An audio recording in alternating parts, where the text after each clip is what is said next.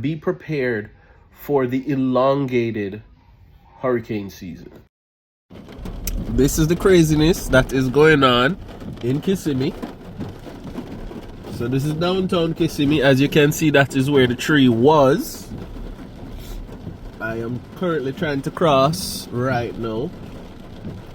Not sure why the police blocked one side and not the other. I guess because they can technically go up across the road, but like I said, this is what's currently going on.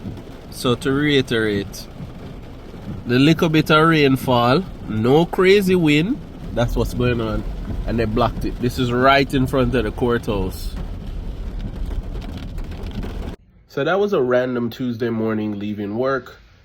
This is just to act as a PSA, as we have our local weather people telling us that they, due to the lack of funding, they will not be able to tell us as accurately about hurricanes. Hurricane season isn't just about hurricanes. That damage wasn't done by a hurricane. Hurricane season just means the conditions to make storms. That means that we can get flooding, we can get just regular thunderstorms pass through and do damage. So be ready, go and get your water and supplies and have those things. Don't wait until there's something brewing out there that they're naming the storm to think that that's the time to be ready for these storms.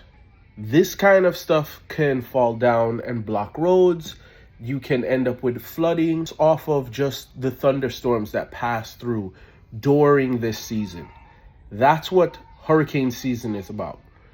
Hurricane season, yes, you look out for hurricanes, but you look out for any type of weather. And that weather is getting stronger, and our local authorities are basically telling us, due to budget cuts, that they won't be able to be there to tell us the information like they used to as accurately last minute. So the smartest thing you can do is not be last minute and be prepared for the elongated hurricane season.